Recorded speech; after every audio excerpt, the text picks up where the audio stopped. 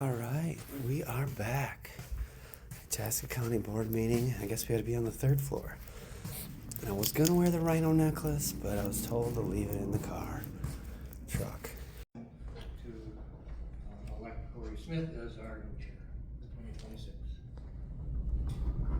And Mr. Chair, I'd like to make a motion to elect Terry Snyder as our vice chair. Mr. Chair, take one motion at a time. Yes. Okay. Go ahead. I'll second the motion for Corey Smith, Mr. Chair. Any discussion? All in favor? Aye. Now you may. I'll make that motion. Terry Snyder, the vice chair. Any further discussion? All in favor? Aye. Okay. It's all yours. Thank you, Mr. Chair. Thank you for a year of hard work and appreciate you as well as everybody else here. So, all right, moving along. Can I get an approval of the agenda? I would make that motion with Look for a motion to accept the consent. motion to accept. Okay. Regular agenda, recognition of county employees, Mr. Stiles. Thank you, Mr. Chair. Couple of them today. First, we congratulate Desiree Schneider, who is transferring from her role as a legal secretary trainee in the Attorney's Department to legal office assistant in the Attorney's Department, effective 12/22. And we say farewell to Taylor Keski, whose last day as an assistant county attorney in the Attorney's Department was December 12th, after 7 months of service. All right. Commissioner warrants to be paid on Wednesday, January 7th, total $335,105.49. Looking to see if you have any questions and for approval. All in favor? Or, yes, excuse me. Roll call. Mr. Hopkins? Yes. Mr. Venema? Yes. Mr. Snyder? Yes. And Mr. Johnson? Yes. And the board chair is a yes. Thank you, Gail. Thank you. Of electronic funds transfers.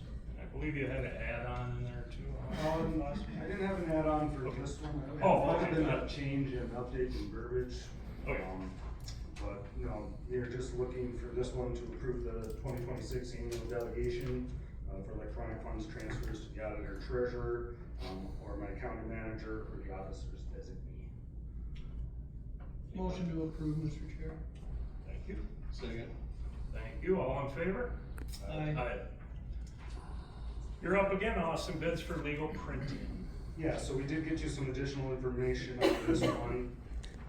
We are looking to award the bids for legal publication for 2026 for the official proceedings, financial statements, and delinquent tax notice that we're required to publish in the official paper. Let's see if you have questions. We did receive 2 bids, one from the Scenic Range News Forum and one from EPG or the Herald. And correct, Austin, we legally have to have 2, right? 2 places. Incorrect, we have to Okay. have, we only have to have one. Okay. And so you can see, Herald Review came in at $4.20 per square unit, and Scenic Range Forum came in, official proceedings was $4 per square unit and $4.50 per square unit for financial statements and tax notices. Go ahead. Austin, dumb question. From paper to paper, is the square units the same? Or is there advertising Well, size? so what we found over the last couple of years is that we do as much editing now in-house as we can before we send anything out, and that's shown a significant savings. And I guess I don't want to speak specifically to it because I don't have necessarily the technical knowledge, but we've seen in the charges that come back that the same can be, there can be a difference in what it costs for the same publication, for sure. Just with the one bid that has quite a contrast in fees between official proceedings and financial statements, and I don't expect this to be a real accurate number, but what's your estimation of the difference in terms of how much more of the financial statement stuff do we actually have to print? We certainly take up a lot more space with our financial statements and things of that nature. I mean, I think just in this last paper at the end of the year, I mean, we have 2 or 3 full pages for our financial disclosures. So it can be quite significant. I did look up, you know, the 2-year average for both papers, annual over the last 2 years for Scenic Range, we've spent about $72,000 per year, and annually for the Herald Review over the last 2 years, we spent about $52,000 per year. So that's where the significant difference in and I think it's just the ability to edit down after we're able to send it in and give them the information. Is what I have to assume is the difference there, because they should be the same publications. It's a big difference, Mr. Chair. Yes.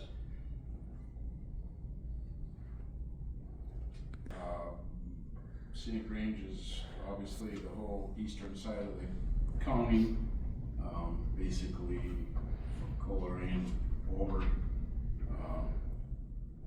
And there is no other publication over that direction. I know the Herald does stuff with Hibbing, who sees it.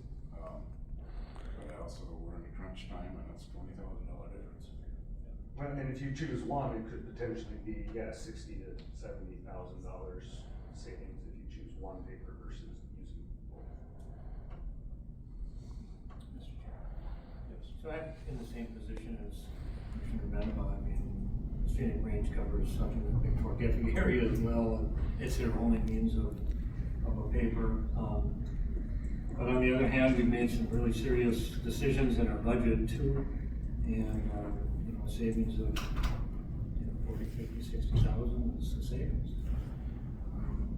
So I'd entertain a motion that we accept the Herald Review as the official paper. I would second that motion. All in favor? Aye. Aye. I'm against. Okay. Very much. Thank you, Austin. Offers up a lot of off-peak rebates, whether it's hot water heaters, you know, they're, say, a 200-gallon off-peak hot water heater, plenum heaters for LP furnace, different things. And I just think this is cost savings to our residents of Itasca County if they are under Lake Country Power. And I think it's a good way to support them and support trying to save the constituents some money. So that's basically a nutshell of it. Yeah, I appreciate that, Case, you bringing that forward. You know, up in my neck of the woods, is, you know, we have Northern Itasca County Cooperative, which they have their own paper, so they can get this news out. So they also have the same type of deal up there too. But it's good to get this out to the residents to know that they have options here. So support, Mr. Chair. Second. All in favor? Aye. All right. Sita, Jessica.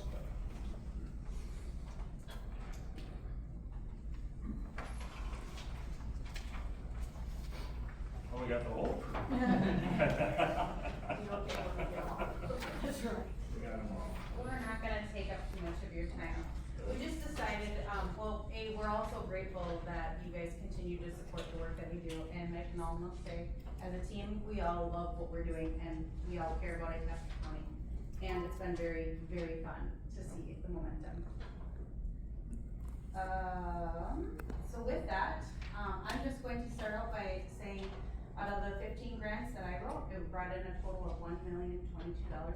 And that wasn't all grants I wrote or authored, they were also co-wrote with other projects and partners. But that was money brought into Itasca County last year. And it has grown in momentum, especially in my relationship with the tribe. We have also furthered our relationship with the communities that we weren't already meeting with at the beginning of the year, and found even more money. So next year it's gonna equate to a lot of spending. So they've got some outstanding funds that they were awarded a few years ago, and we finally have identified a larger project that the tribe has backed and on target for spending a lot more, which is why I'm really curious to see how the relationship will go through Leech Lake, because I think in order for these projects to grow in momentum, we have to have a really great relationship with them, and I think we've got the good bones of it right now. I was also really excited right away when I came here to help the city of OB bring their infrastructure further east. This twofold process excited me because it's an area where you can help the businesses come in more affordably and you get more tax base when it gets done. Those are the kind of projects that I think all of us really love to do. It's been super fun to connect with the communities to also hear what they need, because oftentimes cities and municipalities haven't been thought about for being supported in ways that we're helping to paint a picture of. And also lastly, it's super exciting to be part of the Itasca County Trail Task Force, because this work totally excites me. This is something that we have already as an asset here, and it's very, very fun to be part of the momentum, to be part of the study that's happening, where we can start seeing areas to come up with a better 10-year plan of where to spend our money. So thanks for that. Okay.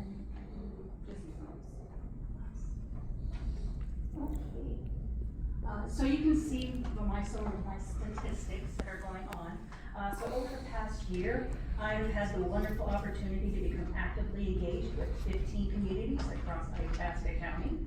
Relationship building has been one of the most valuable, and to understand local priorities and provide tailored support to each community. A significant portion of my work this year is focused on grant writing and project support. I have written several grant applications, the majority of which have been successfully awarded, helping communities move forward with much needed improvements.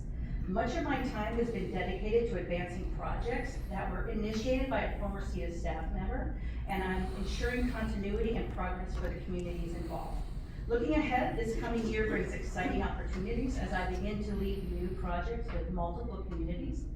These projects range widely in scope, from smaller initiatives such as a new town signage for the city of Itasca, a new fire hall, getting funding for a new fire hall in Bearville. The diversity and scale of this work has been both challenging and energizing. In addition, I have begun conducting business visits throughout the county with a focus on business retention and expansion. These visits are helping to strengthen relationships with local businesses and identify opportunities for growth, workforce support, and investment. With continued guidance and collaboration from Itasca County, I look forward to building on this year's momentum and continuing the important work of the year ahead.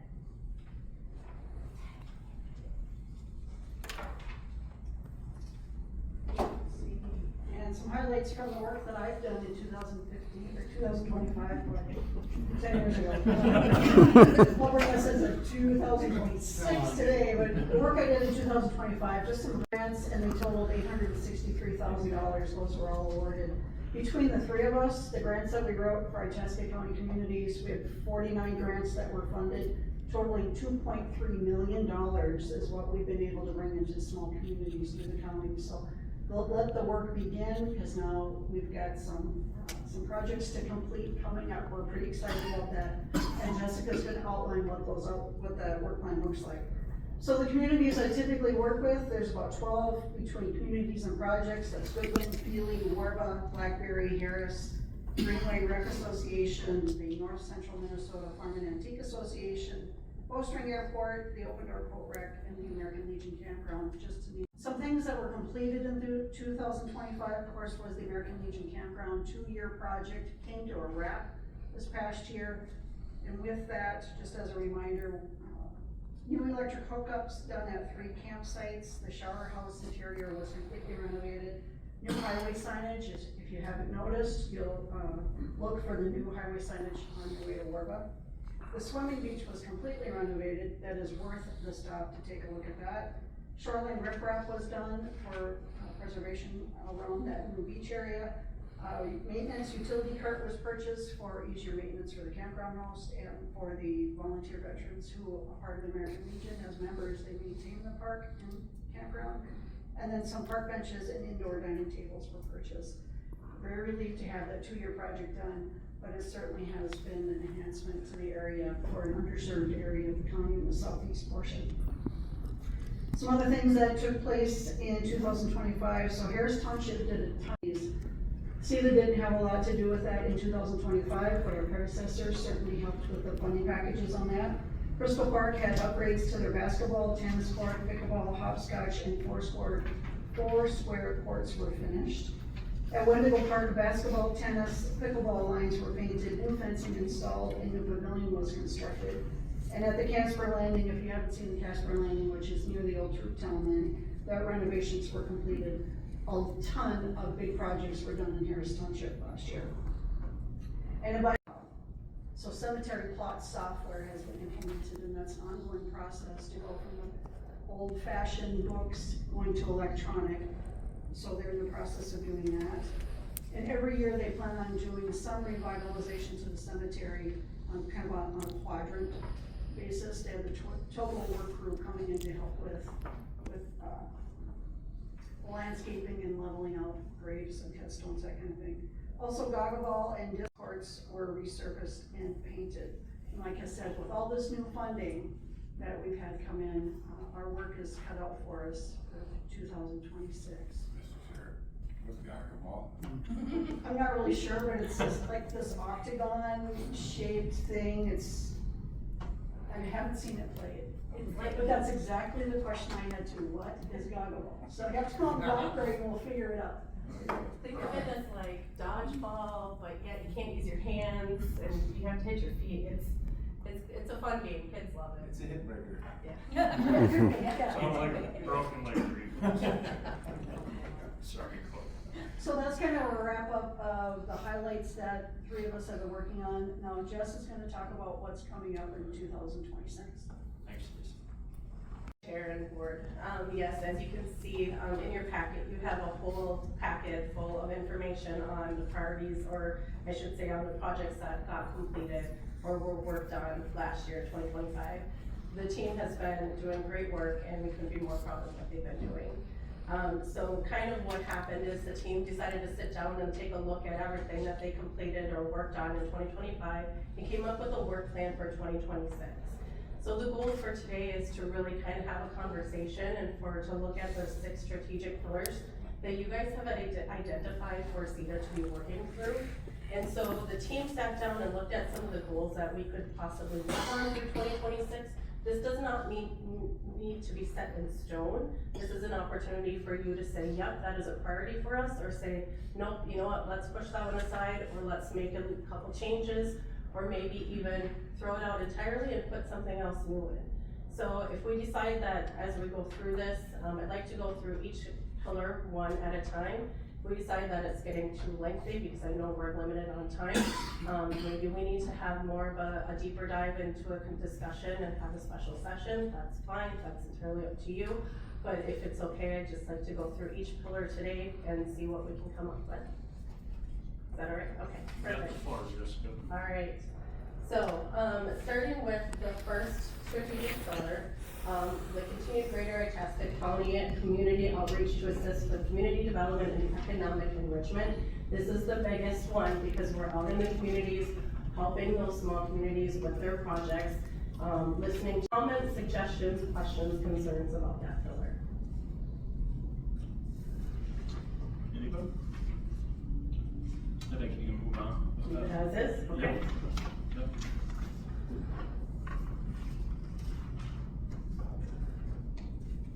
So the second one then is to continue to facilitate an 18-month comprehensive 21 trail study. This one is already currently in motion, so it's just a matter of fulfilling it until the end. Do you have any comments, questions, concerns about that? Just one comment, Mr. Chair. Yep. I think, one of the significant pieces with that comprehensive study that was done is that any of the members of the Trails Task Force knows that their funding and all their grants work. So the information that is going to be provided by this comprehensive study is going to be just incredibly important for any further grants that we have to go after, because the lining grants won't be available. And again, I think, the thing to emphasize is that it's not just, motorsports trails, it's every trail in the entire county, so. What your deal is. Yeah, it's gonna cover it, and, you know, I was excited to learn about how this project works and all of the geo-tracking that can go into it to find a lot of, the numbers the person wants to see, and I'm excited to see as this goes over the years here, so, thank you. Okay, perfect. So goal number 3 then is trails and recreational development with focus on the National Trailhead. So I see that there's 2 here focusing on trails. Do we want to keep them separate? Do we want to change it? Do we want to group them into one and have a broader goal of a more comprehensive trail, all-inclusive type thing, or leave? I don't, not to put you on the spot, John, but how do you feel about that on the Nashua trailhead side of it? I support it, Mr. Chair. I think it's, there's benefit and value into, because those two pillars have kind of grown on their own, sort of simultaneously, but not siloed in nature. So I think keeping them separated is the right choice, because it'll just enable you to keep us apprised of the progress, Mr. Chair. I do as well. I mean, if anyone else wants to chime in, it looks like, yeah, just keep them separate. Okay. Sounds great. We'll go on to goal number 4, which is the Squaw Lake Pedestrian and Recreation Bridge. I don't know much about this project, so. Well, I do. It's, Amanda, could you pop back up here too? You know a little bit too, so. You know, this has been, oh gosh, 2 years now, we've been working on this. We've had funding, we haven't had funding, we have funding, so. Yeah, this is one of those, awful projects, really. I mean, it's a great project, Yeah. but it's one of those things that economic development does not happen overnight. We're in a place where we're just waiting for basically that study, which is beyond our control. These aren't things that we can do. I mean, yeah, we can help keep the gas pedal on this, but, I think what Jess is trying to understand is, do you guys have any other direct priorities that you want us to focus on beyond what we already have in this contract? Yeah, and we are waiting. I mean, Yeah. I own a business right next to this bridge, and I've never seen a bath there, but that's here or there. So, you know, it's very important to keep people off of that chunk of Highway 46 there. So I would really like that to stand on its own too, because we're really, all the hard work has really been done, and it's just waiting on that study. Thank you. Okay, so keep it as is. Keep the next book. Goal number 5 is a regional recreational hub designation for the city of Coleraine.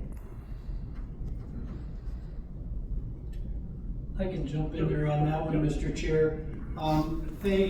Lisa and I have met, and Amanda and I have had a couple of conversations about it, and I think it's really important that we continue to move forward with that particular priority, the economic growth and benefit to the entire Coleraine and the immediate region, and the connection it can provide to the Nashua Trailhead and the city of Grand Rapids is vital. So I appreciate that remaining on the list. Mr. Chair. Go ahead. Just because I'm around the area a lot too with John, you know, they've been talking hotels, whatever, different things, different areas. So, you know, the ski hill is vital to a lot of things. The bicycle trail is right there, the snowmobile trail is right there. I think that, working with CETA to talk about, there is some tax forfeit land right to the north of the ski hill, that working with Corey and maybe with the land department, maybe there's something we can do to try to open up a bigger area and encourage a hotel there, because then it would help the ski jumping, the tubing, the buy off of all of it. So. Yes, I think the, you know, board would love to see that stay on there as well. Okay, and so just underneath that, you can see the couple of different goals that have been set. Do you feel they're aligned with what you guys are looking for? I truly believe, yeah. Okay, all right, just want to make sure we're all on the same page, because what we don't want is you guys to have something, two completely different things, so Yep. that's why we want to have this conversation. So, All right, and then the last, goal that you guys had set for us was goal number 6. That was business attraction and development. And that is such a broad range, and so really truly identifying what it is, you know, do you want us to help support current businesses? Do you want to, so we have a couple of different goals set in here, but we would love to hear your feedback on this one. And I would, if you don't mind, Mr. Johnson, you weigh in a little bit on this, you know, just because you are working on economic development for the board here, so I would like your 2 cents worth on this, if you would. Thank you, Mr. Chair. I fully support how CETA has the business development category written out. Itasca County has a great opportunity to become a regional economic driver above and beyond small categories of business development and business attraction. So what I would encourage and suggest is that you continue to just build on this list. And I think the most vital thing is that we need to, and I know that you're working on this, is recognizing the solid long-term businesses that we already have in Itasca County and reaching out to them and interacting with them to see if they need any assistance or support in growth or potentially succession planning. And then, of course, we all know that that business attraction piece is a very different animal, and it comes with a lot of challenges. So with that, as economic development evolves in Itasca County, I anticipate CETA being a very important player in all of that. And that's the one, I think that list will be probably 4 of its own slides within 6 months. So, you know, I would say that they're headed in the right direction, Mr. Chair. And I do agree with you on that, John. And anybody else got anything to weigh in on that? Or? So yeah, let's keep with what you got up there, Jessica. Yeah. Perfect. Is there any other priorities that we should have on our radar that you would like us to know about? Mr. Chair, I would suggest that their plate is full. That's a lot of work. It is, and that's why I just want to make sure, like, if you do, I would suggest taking one up, so. And I think that's what, obviously, when it comes to that, it would be the board's appetite, but yes, if something were to come up, I think we would have to probably delete something off of what you set up, and I appreciate this layout by your team, and I appreciate you coming here today, Jessica, and showing us all this too. Yeah, thank you. Yep, thank you. Very much. Officials, their due time if they would like to speak. You know, this has never been, you know, that you're not doing your job. That's why we don't want to give you a raise or anything like that. We appreciate. So, to that, I will start out. We have our first elected official salary would be county attorney, and Jake, if you have anything to say, have at her. If you have any handouts for us that you want us to see, definitely hand them out to us, and the floor is yours. Great, and I appreciate the opportunity. I am going to present from the podium there, so I can present face to face. Yep, you bet. Thank you, Jake. Shelly, I got I just number of handouts here as well. Yep.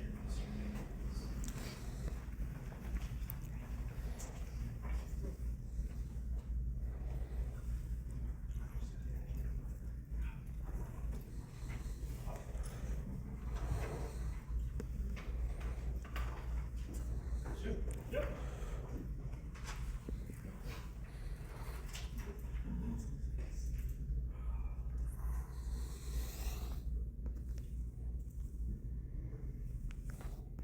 Well, thank you guys for giving me this opportunity to make my case, I guess, related to my salary. So, Commissioner Smith, I hear what you say, you know, and you guys don't have an easy decision to make here. Ultimately, you know, have to make decisions about the budget, largely having to do with how much money should be appropriately leveraged from the tax base, and then how much of that should be allocated to pay, you know, not only my salary, but all of the expenses of the county.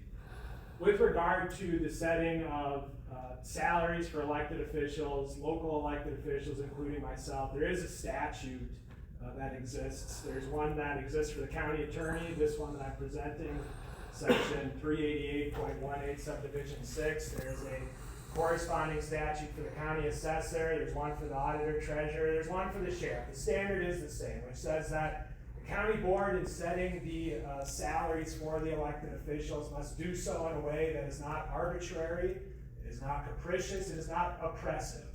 Not necessarily saying that that's happened, but it furthermore says that the salaries cannot be set in unreasonable disregard for the responsibilities and duties of said office, and in this case, the county attorney's experience, qualifications, and performance. So I feel it necessary under these circumstances to set forth the facts that underlie this statute, and you know, hoping to give you guys information that helps you better understand what my responsibilities, what my duties are, what my experience, qualifications, and performance are in this position. So I'm July of 2024 now, so I've been in this position for about 18 months. This is how my office is structured. The county attorney is at the top. Not only do I have the responsibilities of managing the staff in my office, it's also to see out these different categories under which we operate under the law. This is mandated by law that my office operates in this way. Underneath, you'll see that there is one chief assistant county attorney. Historically, and for more than a decade, my office has operated with two chief assistant county attorneys, the purpose of which is to help the county attorney manage the day-to-day affairs of the office. One of the chief assistant county attorneys, he retired back in May. Purely for budgetary reasons and to save the county money, I agreed to not fund that position anymore, such that my office would be operating with one chief assistant county attorney. Unfortunately, for the last quarter, since at least October now, I've been operating the office without any chief assistant county attorneys. The one chief assistant that I have has been out on indefinite medical leave, leaving to me alone the responsibility of not only managing the entirety of my office, but carrying out my statutory mandates under the law. So this is just a small sample size of some of the stuff that I do, guys. I mean, in my office, I've currently got 3 criminal prosecutors. I could use a fourth, or a fourth person over there. But I've got 3 attorneys that are solely focused on the criminal aspect of my my office's responsibilities. For about the last month or so, I've been operating an office without a single civil attorney. So I've been operating without a single attorney specifically assigned to cover the civil or juvenile responsibilities of my office. Those responsibilities have fallen to me. So I am getting by with limited staff. My office at its peak had 10 attorneys in it. That was before my time, but it was as recent as December of 2023. It was at that time that this board decided that my office was justified in operating with 10 total attorneys. Since I've taken over, I've not had more than 7 in my office, and I've agreed for budgetary reasons to essentially eliminate not only one of the chief deputy positions, but also one of the regular line attorneys. When I was appointed to this job, I had my own responsibilities in the civil division in my office. When I was appointed here, and appointed at a time in the midst of budget conversations, I agreed in the interests of slashing my office's budget within the first month that I was in office to absorb the responsibility money. It's not because I thought that we didn't need the extra attorney. It was my willingness and my commitment to this county to operate my office with the least amount of attorneys as possible while still upholding our county's legal integrity, but doing so in a way that's respectful to the taxpayers of this county. That's the entire reason behind my agreement to essentially eliminating 2 of the 10 attorney positions that were otherwise deemed necessary for my office to get by. So those are my job or my office's responsibilities. I do so in a way where we're under budget year after year. 2024, my first year in office, I think I was over $300,000 under budget. I did that by attrition. We just didn't have enough willing attorneys to fill the open spots, but also slashed overtime. I agreed to a salary that was $25,000 less than my predecessor. And also, as I indicated, I eliminated one of those attorney's positions, which that by itself is an annual savings of approximately $155,000, including the benefits that individual would otherwise get. So I'm doing the responsibilities of my office in a fiscally responsible way, in a way that I am operating under budget year after year, and within a budget where like 90% of the budget is just attorney salaries and wages. There's not a lot to cut unless we're cutting positions. So the question becomes, under the statute that I had initially put forth, is with somebody in this position, the county attorney, that's fulfilling all of these responsibilities, what should someone reasonably expect to be paid under these circumstances? So what I have here is the first page of the arbitration order that was very recently issued by a neutral arbitrator here between an arbitration between the assistant attorneys in my office and then the county. There was fundamental disagreements on what the assistants in my office should be getting paid, such that it went to arbitration. This decision was awarded on October 20th of last year, 2025. So it's still very relevant, and some of the discussion in arbitration, I think, is relevant to what's going on here right now. So, at the very top, the idea here is that the county does not have enough money to properly or pay attorneys what they're otherwise expecting to get paid. The arbitrator here found that my office in 2025, that our $2,192,000, that's 5% of the entire county levy. And then the county's financial data shows that actual revenue to the general fund was over $8 million more than expected in 2023. $8 million more than was expected in 2023. $6 million more than was expected in 2024. So last year, we generated $6 million more than was expected. These are findings that were made by the arbitrator.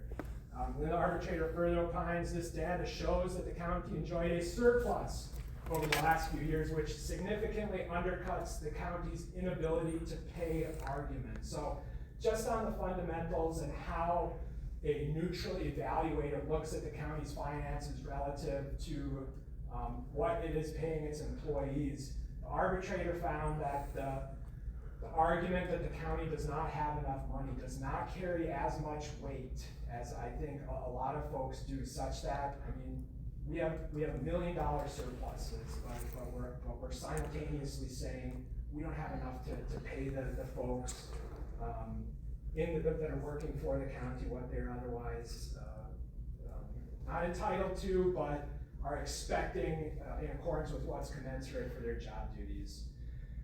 Bottom of this page, another page from the arbitration, the arbitrator says, somehow the incumbent appointed county attorney appears to be getting the workload done with minimal staffing, but while it may be possible to undertake the stress and workload for the short term, that is not a long-term solution. And here's a big part, guys. Any manager telling the superiors they can get the work done with fewer staff while keeping the same funding is playing chicken, the way in which I'm operating this office. And as I've thought about it more, I've taken it as less of an insult and more as a warning as to where things are headed if we don't operate with a fully funded, fully functioning county attorney's office.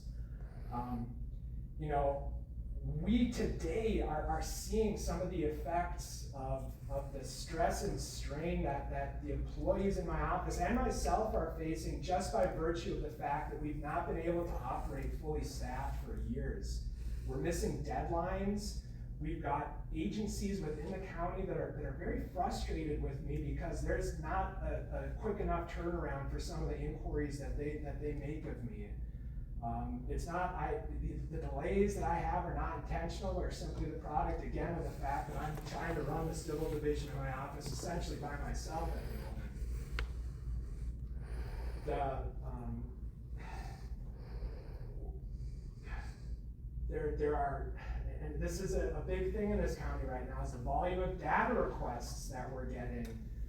We're not able to respond to those as quick as the public would expect, simply because we're operating with staffs that are reduced from what they were and have other things to do. Not that responding to data requests is not a priority, but the time in which we take to respond to those is a function of how many staff we have in those positions that are able to respond to those in a timely way. And we've seen significant delays as a result. Delays that are in no way illegal, but are the product of insufficient staffing and an inability to respond to those in an otherwise way that meets the public's expectations. So, you know, I can't sit up here, guys, anymore. You know, I'm willing to operate my office with the attorneys that I've agreed to, but that's like the minimum before we start seeing some seriously negative effects that we're already starting to see right now.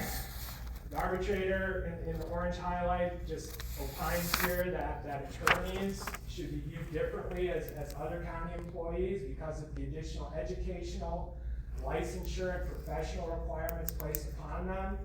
Attorneys are required to complete hours of continuing legal education every year in addition to their regular job duties. Further, attorneys are required to abide by professional ethics and rules that other bargaining units do not.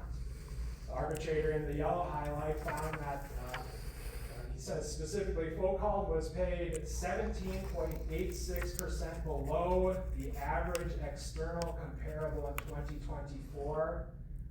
They found that I am currently paid 19.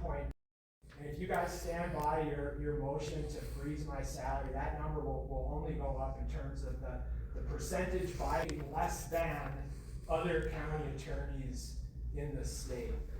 And I would submit to you guys that based on your own experiences and interactions with me, based on what I'm presenting to you, based on what other county staff have told you, I'm doing a good job. I'm working my butt off. I work for this county because I care about this county. I'm not some carpetbagger here that's going to make a quick buck. I am here because I want to do right by the folks that live here. But I have to do that in a way that's respectful of not only just me as an individual, but anybody else that might take this office, and advocate that whoever is in this position should be getting compensated in a way that's commensurate with their peers in other counties.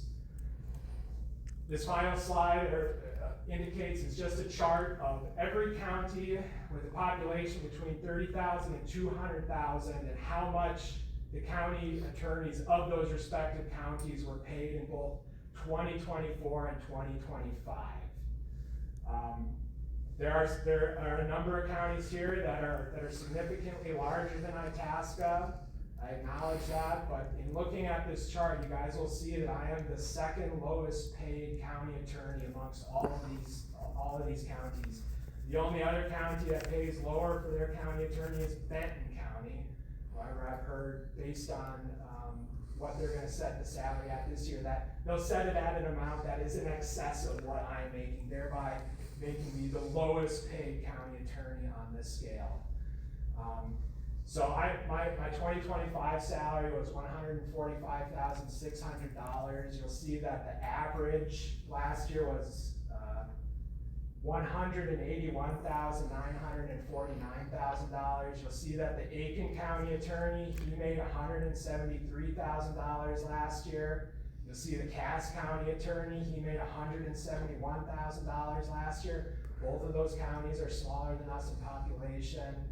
You'll see some huge numbers on here, guys. You'll see county attorneys making $226,000, $237,000. The St. Louis County attorney made $209,000 last year. So this is simply to show you guys like what neighboring counties, what other counties of similar populations are deemed to be appropriate based again on the experience, responsibilities, all those things of the county attorney. This is what they've determined to be amounts commensurate with the work that they do. As in sum, I think I could sit up here and I could ask. I could sit up here and ask you guys to set my salary at $182,000. I think a neutral arbitrator might look at this and agree. That's not what I'm asking for. I could sit up here and I could tell you guys that I think I deserve to get paid at least what my predecessor got paid. You guys set my predecessor's salary at $165,000 in 2024. And she was an excellent county attorney. She was a great boss. She did a great job. But, and with all due respect to her, I do more than her right now. My caseload is far in excess of what my predecessor did. A normal caseload for just any attorney in any county attorney's office is probably between 100 to 150 cases. My caseload right now, just looking at one of my case management systems, says I'm at 276 cases. So that is just me as an attorney going to bat for the county in 276 different cases, on top of all my responsibilities as currently the sole manager of my office. So for all of those reasons, guys, I submit to you that I'm doing the job. I'm doing the job as well as my predecessor. I'm doing the job as well as any of these other county attorneys who are getting paid more than me, some of whom are figureheads in their county. They don't actually handle any caseload. They simply take the managerial aspects of that job, take their salary, and that's all they do. I do that, I work a caseload. I do both of those things. The taxpayers of this county get tremendous value from me in that respect. I'm not asking for $165,000. I think I'd be justified asking for a 9% increase. That's the arbitrator determined that would be an appropriate increase for the assistant county attorneys in my office. They set for 2025 a 9% increase that included a cost of living adjustment. I think I'd be justified in asking for the same 9% that the assistants in my office got. Not asking for that. You guys unanimously granted me a 4% cost of living increase last year. That is all that I'm asking for this year. My taxes have gone up, my expenses of living have gone up. I'm asking that, looking past what I'm doing as a county attorney, just as an individual, a working individual in this community, that unless our wages increase collectively, the other costs associated with living here will overcome and outweigh any sort of increases that we're seeing both in the private sector and in the public sector. So I'm asking for a 4% increase, $1,424 for 2026.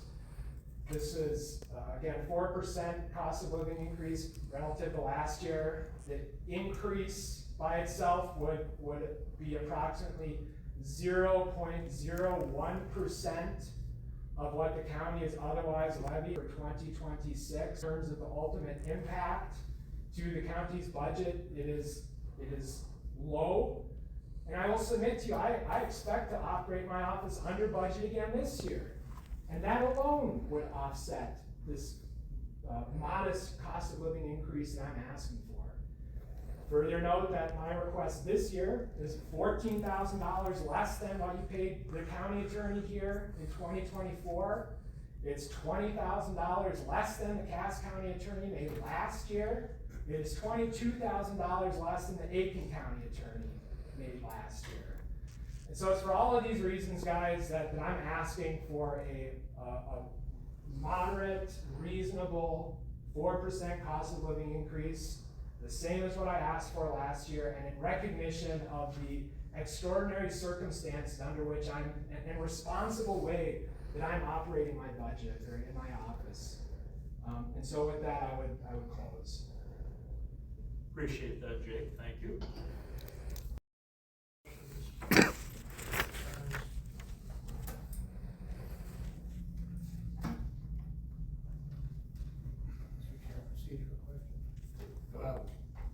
Brad, if we were to change, if there was a motion to change, how do we work that, because there already was a motion?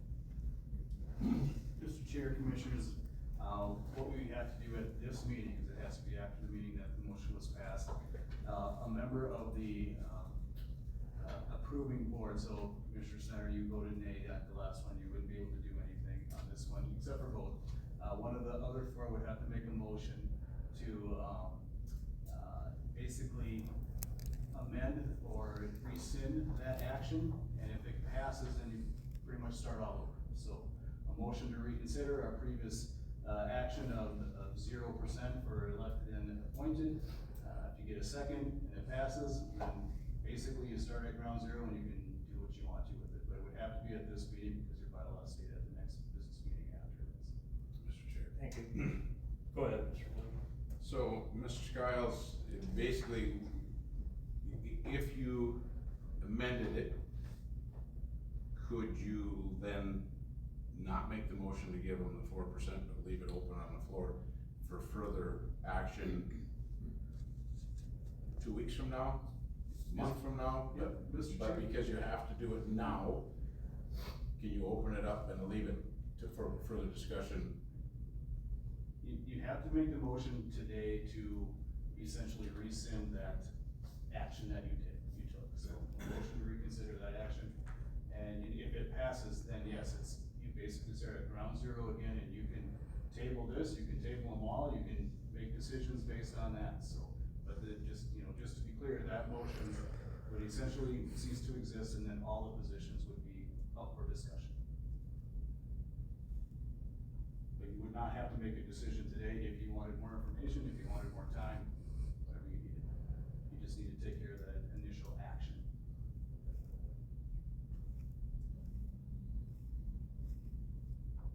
Mr. Chair. Yes. So, the reason why I asked that question, because, and I'm gonna be frank, it's out there. We could be in a lawsuit over this. So, I don't have the numbers to snap off the top of my head, but is this 4% raise gonna be cheaper than a lawsuit? Fair question, Mr. Bell. Anybody else weigh in on that? Go ahead, Mr. Johnson. Thank you, Mr. Chair. So, the motion to reconsider that Mr. Stiles is referring to would, so the cost wouldn't be limited to this one specific example. We would need to revisit, this board's opinion on all of those salaries, not just one. So there would be significantly more than this. That's food for thought for the ultimate decision.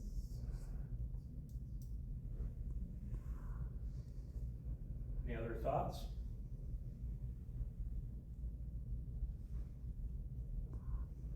Well, I will put my 2 cents worth in.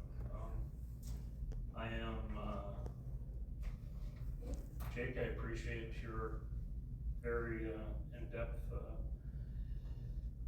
conversation with us, and I respect everything you do, you know that. But I can say, and this goes for all, I respect all of our elected officials and what they do for us.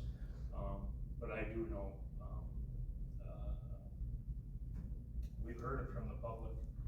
The public is tightening their belt, and, my mind isn't going to be changed. I apologize. And I know I'm apologizing for the work I know you do. You do a hell of a lot of work, excuse my French. But I will say that's where I'm gonna firmly stand. So, that's just me.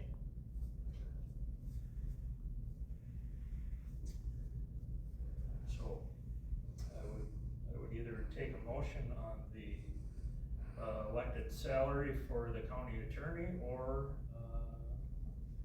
I won't repeat everything Mr. Skiles said, but we could go down that road too. So,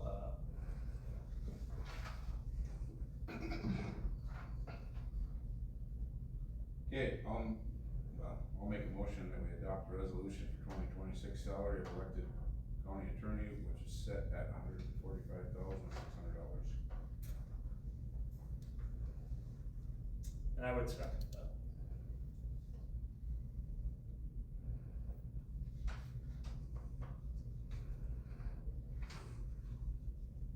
All in favor? Aye. Opposed?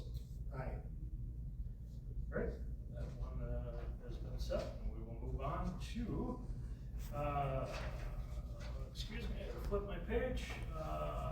County Auditor, Treasurer, are you in the room? The Commissioners, we obviously know how we all voted, and that's going to continue to be the same as well. So, Fred, do I have to ask you, do I have to make a motion on all of them? Yeah, we'll need Mr. Chair, we'll need an individual motion for this. Okay, all right, then we'll go back to, County Auditor, Treasurer, all in favor of freezing or leaving? Well, yeah, there's a motion to set the salary as per the resolution. Okay, all right. I will take a motion to, accept the salaries as the resolution says. I'll move. Or, all in favor? Aye. Opposed? Aye. All right, and that covers all of them, right, Mr. Skiles? Need anyone? Okay. Recorder and sheriff. All right, there, I can follow direction now. All right, we're gonna go, County Recorder. I'll take a motion for that too. So moved, Mr. Chair. Second? All in favor? Aye. Opposed? Aye. All right. County Sheriff. Motion for that one as well? I'll move. All in favor? Aye. Opposed? Aye. County Commissioners' salaries. So moved. Got a mover? Sorry. All in favor? Aye. Opposed? Great, compensation, appointed, term and at-will employees, Brett Skiles. Yeah, Mr. Chair, again, following suit from your previous actions at the budget meeting, this would just authorize a 0% wage increase. Basically 2025 salaries for the county assessor, county engineer, county surveyor, county veteran service officer, at-will county administrator, and health and human services director. Thank you, Mr. Skiles, and I would entertain a motion for that as well. So moved. I'll second. All in favor? Aye. Opposed? Aye. All right.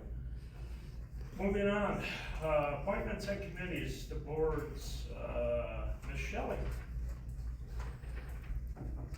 All right. Excuse me. I gave you,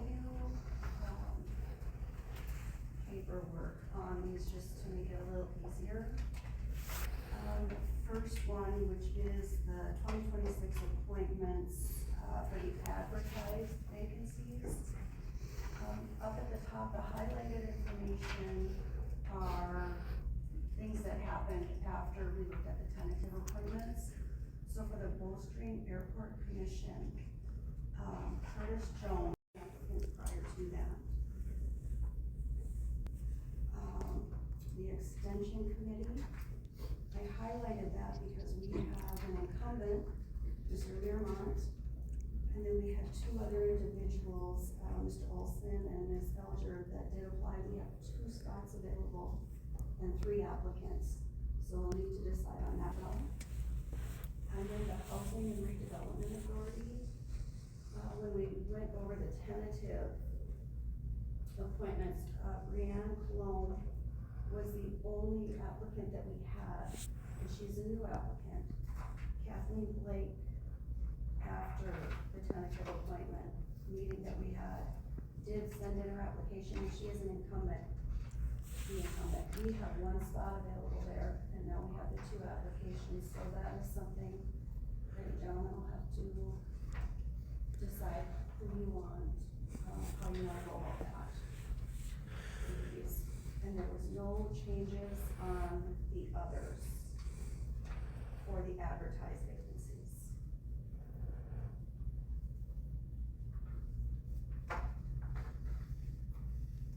And you do have their applications behind the form that I gave you to take a look at. Grab something to sign.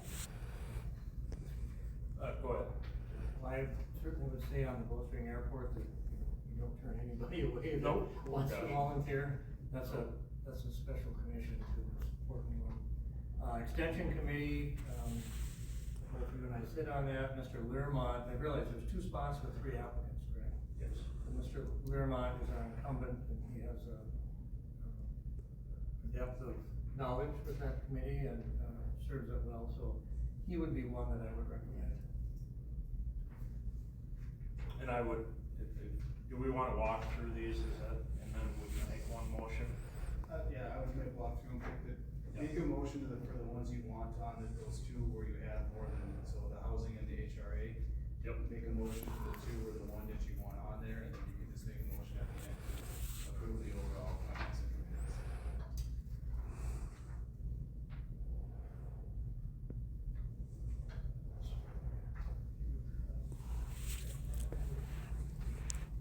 So, Mr. Chair, if somebody wants to make a motion for the extension committee for two people and then. Yes.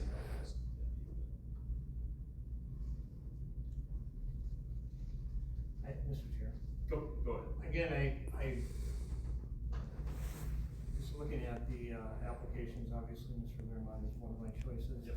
You know, and again, one of the goals we try to maintain, Mr. Olson is from Grand Rapids, and Ms. Alger is from Deer River. I mean, I just think Deer River is probably underrepresented most of the time in that committee. So if there was one reason to appoint her, I guess that would be it. I don't know either of the other. Is that a motion? It would be. I'll second.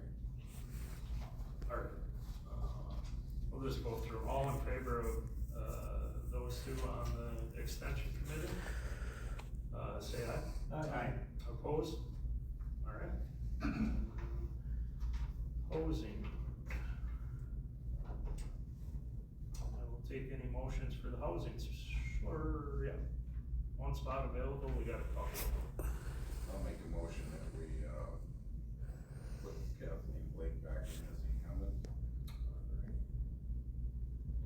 Second. All in favor?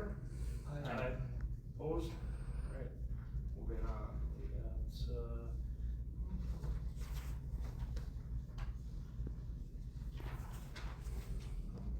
Mr. Chair, with those, you can certainly, at the back of her packet is, all the appointments and committees that we've discussed, and you can simply make a blanket motion to accept the committee assignments. alrighty, well, I will just do that, I'll take a blanket motion. Someone would like to make that? Motion to accept all the appointments, Mr. Chair, with the selections made on the extended committee. Second. All in favor? Aye. Aye. Opposed? Alright, You guys. thank you, Shelley. Alright, administrator updates. Mr. Chair, one more, we have Whoop. the addition. Oh, I'm of sorry. letter of support. The addition at the bottom, and I even wrote it in there. Rookie here. Alright, letter of support for Masabi Metallics, Terry. Thank you, Mr. Chair. I think we all know we've been invited to an open house. This being sponsored by the Minnesota Pollution Control and NACWAC next Wednesday, surrounding the Masaba Metallics permit. And so to go along with that, I just ask for the support of the board in sending a letter of support to Commissioner Kessler supporting the Masaba Metallics project, and that will be submitted sometime between now and next Wednesday. And the letter's attached. Thank you, Shelley. The letter's attached. And that is your motion. That'll be my motion, yes. All right. If the board. I'll second.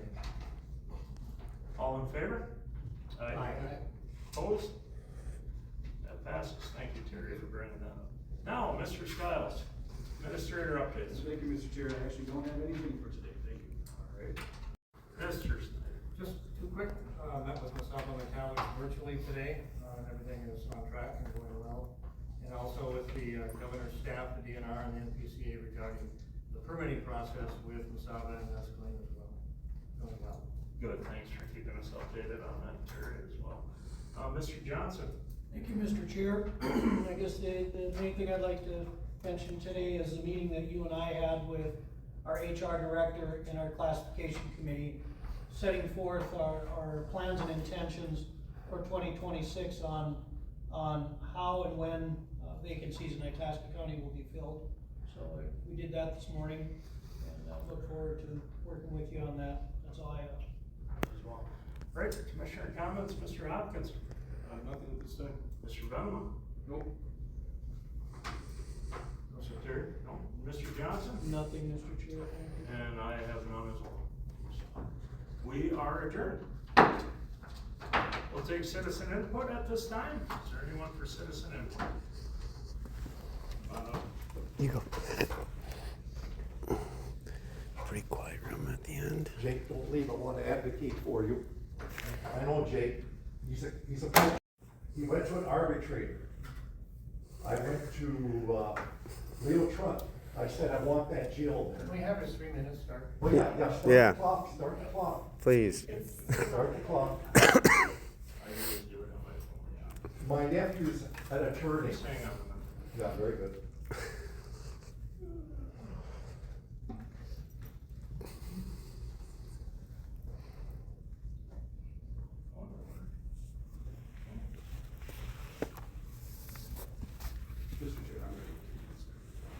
All right, me as well. Go ahead. David Holmeck, retired 2008, we'll get to that hopefully in a few minutes. Jake's approachable. My nephew's an attorney. He took a bar exam. He went to an arbitrator that's different than a mediator. Jake is approachable. It's clearly based on the evidence he provided. He did one heck of a job at it. I don't know how you voted, but he needs a pay raise. He needs a pay raise. Thanks, Jake. Thanks, David. Okay, all right, so my topic today is walleye culture in Sturgeon Pond versus a culture of DNR fraud at 1201 East Highway 2. Corey, Yes, you get a special packet thank you. because there's fraud in your district now too. That means Terry's district, that means Casey's district, and it means your district, all right? Plus, it's permeated over in St. Louis County. I'll get to that. So, I learned tonight you're gonna meet at, in Telmo. And, there's fraud, we call it DNR pork. Up there, Spring Creek as it flows into Jesse Lake, DNR pork. And I got that identified, County Road 135. The landowner is the US Forest Service. I got that in that packet. Okay, here we go. DNR handbook. You got one in there. I got this from Warren Kirsch in 1974.